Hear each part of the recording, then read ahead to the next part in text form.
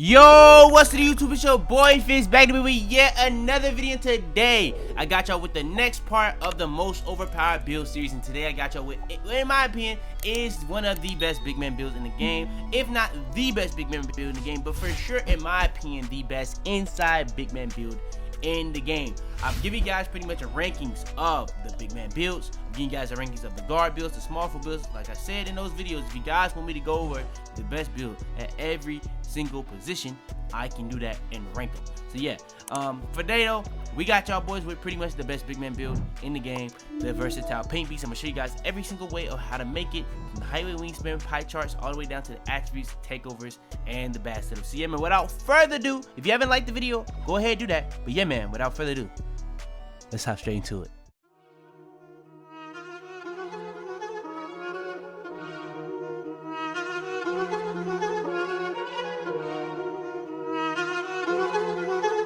I got digital dash camera with a op. I walk in the store and I buy the stock. I hide in the bins and pull out the lot. Got Tiffany diamond, it cost me a lot. They flying like birds, but drop on this hot. 400 degrees, I burned out the block. Burn out, make one call, they turn out. CC the gang, get the word out. When the shit getting hot, you the first out. Cover my wrist with a watch and I flood it with rocks. Now I look at the time all day. Be high, I rap the old block and I drop off the top. And I know you can see my face. You my dog at the end, don't care what the bitch is. Let's go!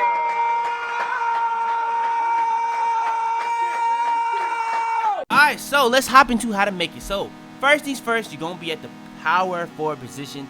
Hand and number is really up to you, but yeah, you're going to be at the power forward position. Then we come down to the pie charts, you're going to go down to the defensive pie chart. This is still the best interior big man pie chart in the game. There are alternatives like this one, in my opinion, it's a close second, or pretty much it's closer than all the rest. But yeah, this one is still the best one in the game in my opinion. But yeah, when it comes to the physicals, you can go with 3 different pie charts on this one. It really depends on what you want. Do you want to be as fast as possible, which means you're going to be as fast, like close as possible to 99 speed? Do you want to be fast and have vertical? Or do you want to be all around and still have a 99 strength? I want the all around. That's just what I want on this specific build, because your physicals on this build is going to be crazy in general. Hey man, now I know I hit 100K, but the grind ain't stopped, and some of you niggas still ain't hitting that subscribe button.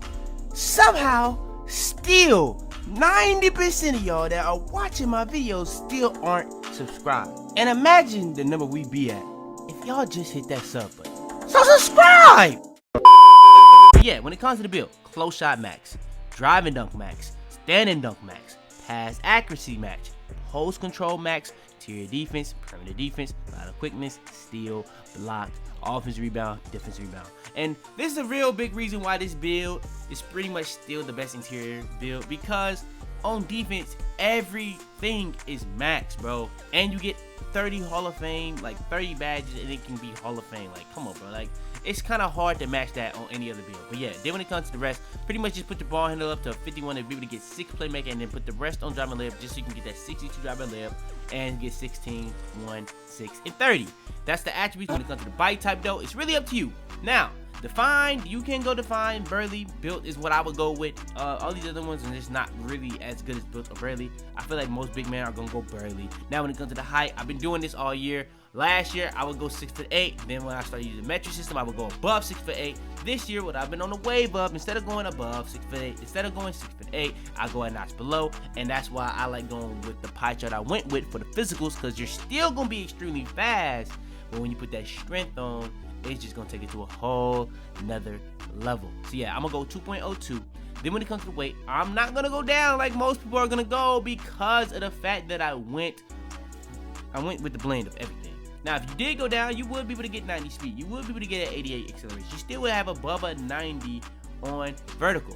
But let's see what it looked like when you go max strength, man. Now, you don't really have to go max, but if you go like this, it's not really no difference. It might not be changing the number, but I am moving it right now. But yeah, neither one of these make any difference on any of it. It's just gonna make a difference of what your like driving layup is gonna start out on. I don't really see anything else changing on the entire thing. So I'm gonna go right here, because I don't know why, but that might make a difference on how much VC I gotta spend. So yeah, so going a notch really below being max weight, But yeah, you're seeing the strength, you're seeing the speed, you're seeing the acceleration, and you're seeing the vertical. That is all pretty much what it's going to be set in stone for, but there's other things changing as well. Perimeter defense, lateral quickness, driving layup, and interior defense. Pretty much. Now, the big things about this build in comparison to other builds, if you went down a way, instead of gaining perimeter defense, instead of gaining speed, instead of gaining acceleration, instead of gaining lateral quickness, instead of gaining driving layup, and even maybe a driving dunk, you're losing those things, and now you're gaining a lot of strength, a lot of interior defense. Then when it comes to the wingspan, it's a big man build, it's a lockdown build. We're going max wingspan, it's just what we're gonna do. So yeah, this is what the build looks like at 95. Then when it comes to being at 99, everything you see on the screen is going up +4. So you're gonna be above the 90 threshold on close shot. You're gonna be at a 66 driving layup. Now, if you were to go down, maybe you'd be able to have a 70 driving layup and be able to have long athletes. So if you're one of those people that want to go speed vert, that is something for you to think about. Now, when it comes to driving dunk, you're gonna have all the content dunks, pro and elite. Standing dunk, you're gonna have all the big man content dunks, pro and elite. So yeah, you're gonna have all the content dunks you can possibly have on this build. Now, the only thing I say about this build, I said you can have all the content dunks, but scratch that. This is below 6 for 10. I keep forgetting every single time I make these videos that they did that. But yeah, you can't have big man content dunks in the game with this build. So that is a thing, but yeah, it is what it is. When it comes to the other things, very underrated. You're gonna have a 60 ball handle. That's actually gonna be pretty decent on a build like this. But yeah, interior defense gonna be straight.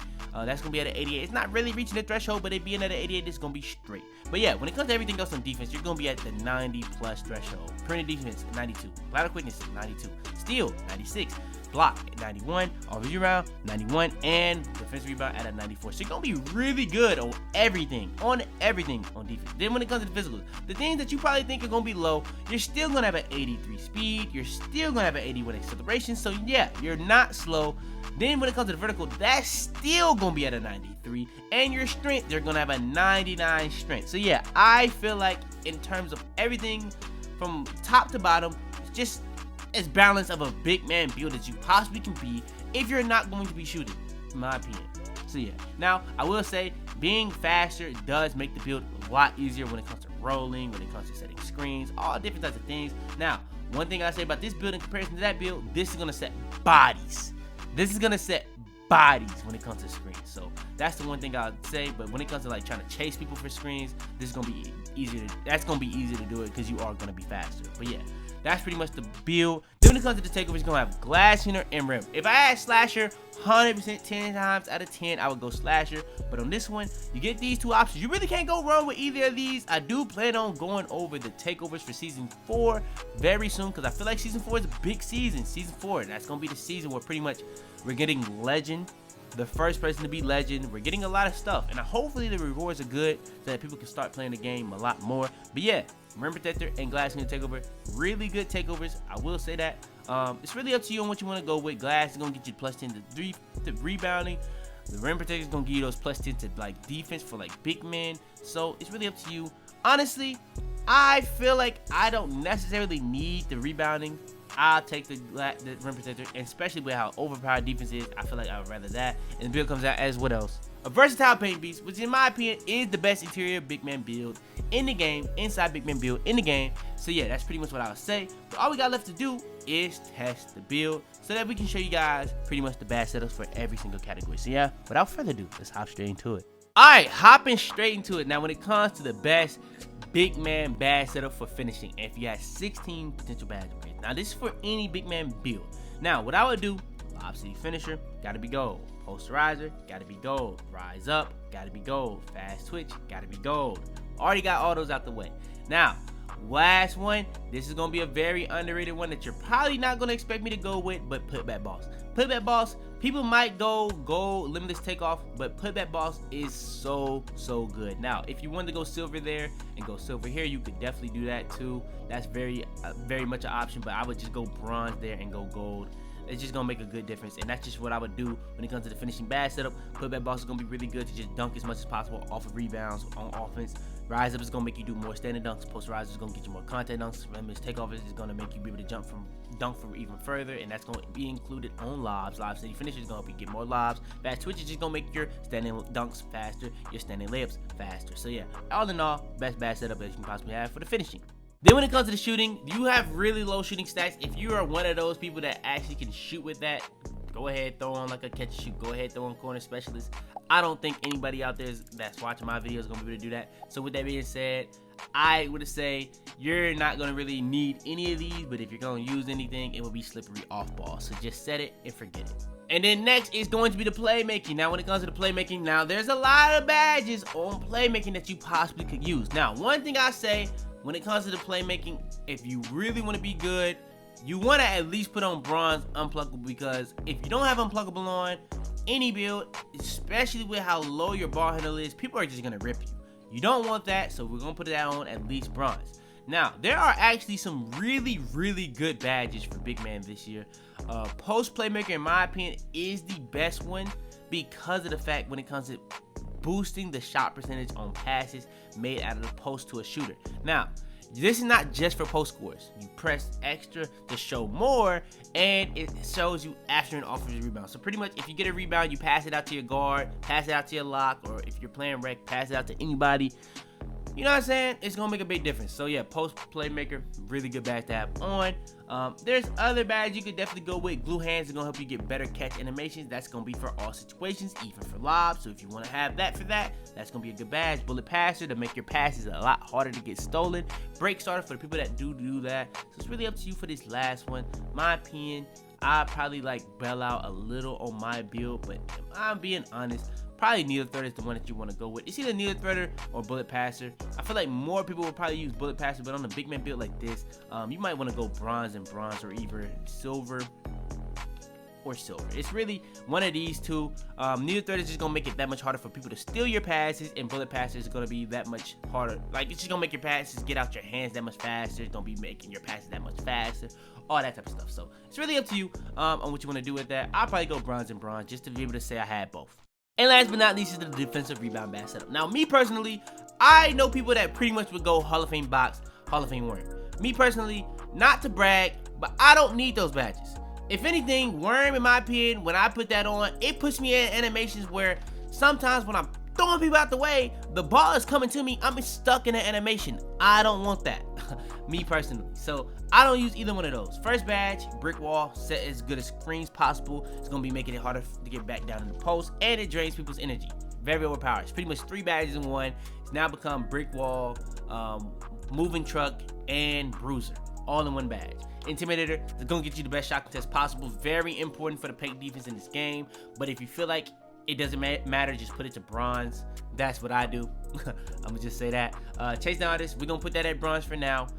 When it comes to rim protector and rebound chaser is gonna help you get as many rebounds as possible. Rim protector is gonna help you get as many blocks as possible. Very important, very imperative to put those on. Interceptor, Hall of Fame, very important to put that on. I'm gonna go ahead and throw chase down artist on Hall of Fame. Personally, that's what I would do. Now, you still have 9 badge upgrades to work with. You can go with a pogo stick and be stupid OP with this build. I'm gonna be honest. It's gonna be crazy OP because you're gonna have crazy stats. You can even go with a pickpocket because you're gonna be at the 90 threshold on this build if you really wanted to. So yeah, man, it's really crazy what you can do with this build. Now, say for instance, you wanna have hustler, you wanna have clamps on so you can be able to get bumpy. I would personally put on clamps. Hustler is a very underrated and good badge.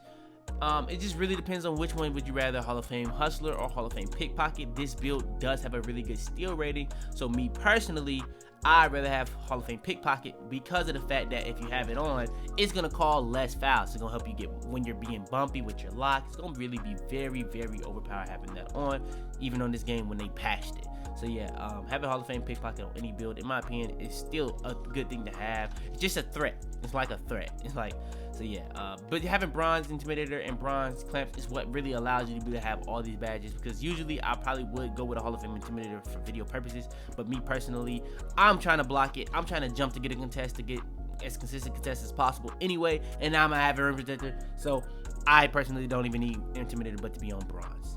And yeah, that's going to be, in my opinion, the best big man build in the game. If not the best big man, definitely the best inside big man build in the game. If you guys want me to do more videos like this, I need y'all boys to like the video, subscribe new, turn on post notifications for the first time from my videos, share this video to anybody, and I mean anybody you think it will help. But yeah, man, it's your boy Fitz, man, and I'm out there, man.